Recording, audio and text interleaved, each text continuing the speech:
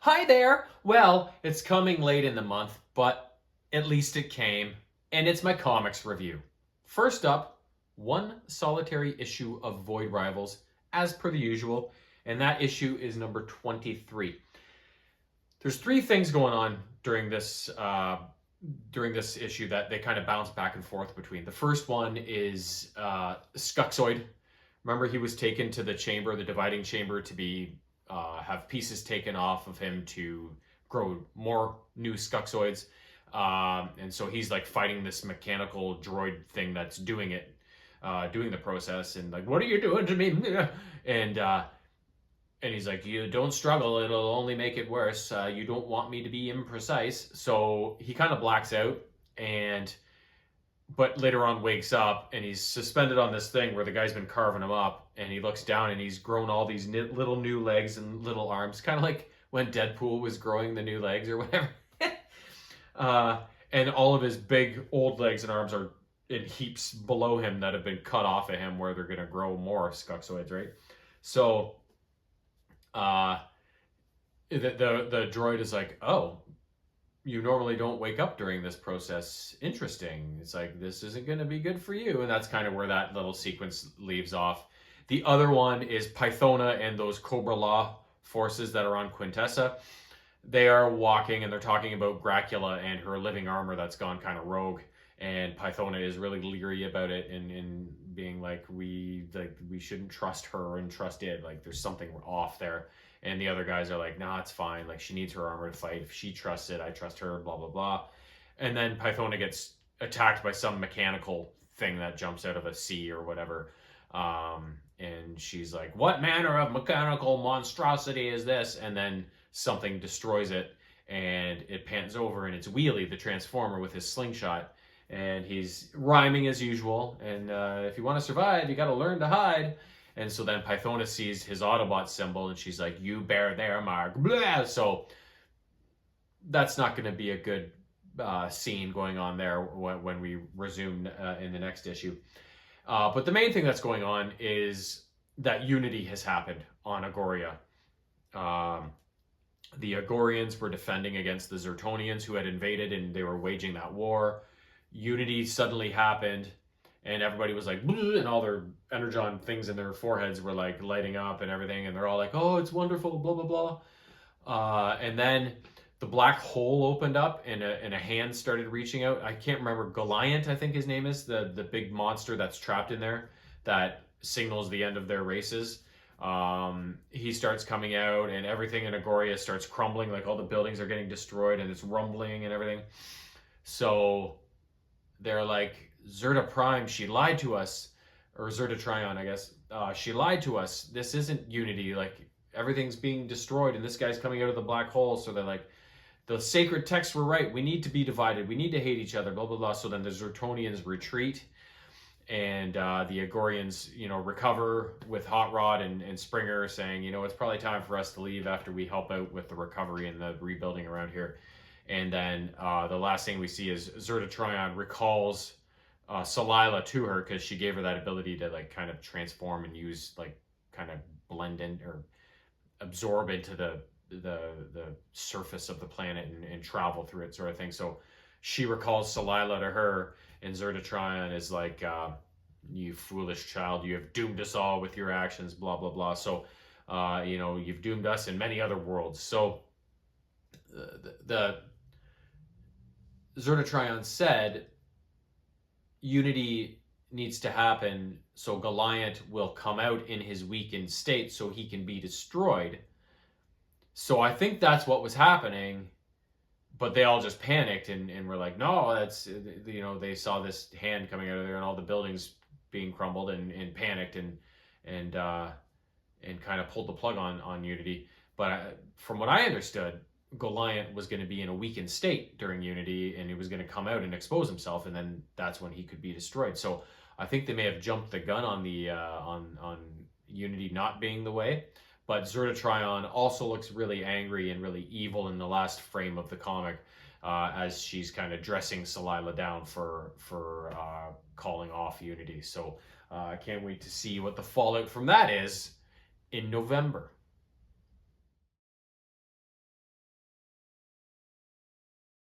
Next up, as usual, the Turtles, and I found a new crossover series, which I had dabbled in before. I didn't know there was any new ones. This is the third series they've done, so issues 1 and 2 of the Ninja Turtles and Power Rangers. So I think I have the first one, the first series, and I must have missed the second one. So this one kind of starts off with like the first page of panels is like, oh, when you lose faith, you can seem lost and blah blah blah. Not faith in like a being watching over you, but faith in yourself and others to do the right thing and blah blah blah.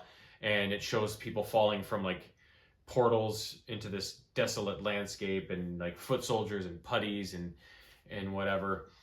And then it quickly says 3 weeks earlier. So then it shows, I think it was Trini and Donatello fighting a monster, and Raphael, I think, was there fighting a monster called, it was a big mutant bunny, I forget his name, in Paris. So they fight him and take him down. And then meanwhile in North Dakota, the rest of the Rangers and the Turtles are on top of a moving train fighting a bunch of foot soldiers and putties and stuff who are attempting to steal some sort of, I think they said it was a superconducting biometal, something like that. And I think the Foot Clan ends up getting away with their prize. So back at the base with Zordon and Splinter and whatever, they're all depressed that they weren't able to, you know, follow through on saving the Foot Clan from taking what they were after. And they start talking about things, and they're like, why are they doing all these weird little incursions? And it's like they're trying to distract us from something. And so then that night, the Green Ranger and Raphael decide to sneak out and try and get to the bottom of things, but they run into Shredder and Lord Zed, and what they find in this facility is they uncover a bunch of, you know, the morphing devices that the Rangers use, the little plates that they use that power their transformations into the Power Rangers. They find a whole bunch of plates that Shredder and Lord Zed have made for their own forces. So suddenly Bebop and Rocksteady are there, and they morph into Power Rangers and start kicking the crap out of the Green Ranger and Raphael. But Splinter and the rest of the guys were aware of them sneaking out and going, so they come to the rescue and they start fighting. But as they're attempting to make an escape, Lord Zed blasts Splinter and destroys him, basically obliterates him. So once the good guys retreat back to the lair, there's obviously a lot of animosity, Leonardo especially towards the Green Ranger, and also Raph a little bit, about sneaking out and putting themselves in that situation that they needed to be rescued, which ended up in Splinter being killed. So Leonardo, Donatello, Trini, and the Red Ranger, Jason, I think his name is, end up leaving and going off on their own. They end up going back to the sewer lair of the Turtles.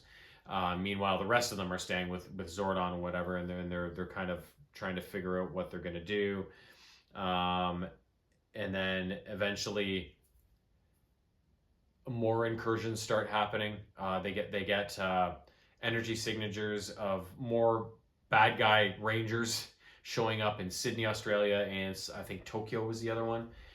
Toka and Razor are in Australia, I believe, and Karai and Leatherhead are in Tokyo. So they got to scramble to fight off these incursions. But meanwhile, Donnie and Leo and Trini and Jason in the lair are like, okay, so they keep having all these random attacks and incursions, but usually they're attempting to steal something. These ones are just generic. They're just causing mayhem. So it's like they're trying to distract us from something. Like, what is it? So at the end of the second issue, it shows the Technodrome, which is being studied by, I'm guessing, some sort of U.S. military outfit. And Shredder, Lord Zed, and a bunch of their minions show up at the facility and are like, yeah, this is ours again. Bye-bye. Blast, take everybody out and try and get their Technodrome back. but Leonardo and Donatello and those guys have figured it out. So all of their forces go to that location, and a big fight starts erupting outside the Technodrome and inside. And Lord Zed is kind of looking around inside the Technodrome, and he goes, "It's primitive, but it'll do." And then Leonardo kind of drops down behind him and is like, "Thanks for letting me find you, bro. Like, thanks for making it so easy." So there's going to be a showdown between Leo and Lord Zed in the third issue, I'm guessing. There can't not be, because it's just about to go down. A couple of good issues. I love crossovers. I really do. I gobble them up like candy, so I can't help myself. Next up, issue 29 of the Saturday Morning Adventures series. So in this one, if you remember, the Pantheon has kind of said to Old Hob, like, you can't lead us. You never have any success. So they were going to take their try at taking down the Turtles, which would give them control of the Pantheon. So far, Draco and Golgotha, or whatever his name is, have both failed. This time around, it's the Rat Queen. She says, "I'm going to do it." So a few days after this meeting where the Rat Queen stakes her claim, the Turtles are down in the sewers on patrol, and the Rat King comes barreling around a corner. He's like, "Oh my God, Turtles, thank God you're here. You got to help me. I'm in big trouble." And they're like, "Rat King, like, you're one of our biggest enemies. Like, what do you mean?" And he's like, "No, I'm in real trouble. Like, I really need your help." So then he takes them through the sewers and eventually into this big open area where there's tons of rats. And he's like, "Mwahaha, you fell for it." And the Turtles are like, "No, we didn't." And so then he introduces the Rat Queen and is convinced that, "I now have a queen for my rat empire," and blah, blah, blah. So the Rat Queen comes out and she's like, "Check this out." She's got this little ray gun. She shoots that big horde of rats, and they all turn into huge sized rats. So all of a sudden the Turtles have a very big rat problem literally on their hands.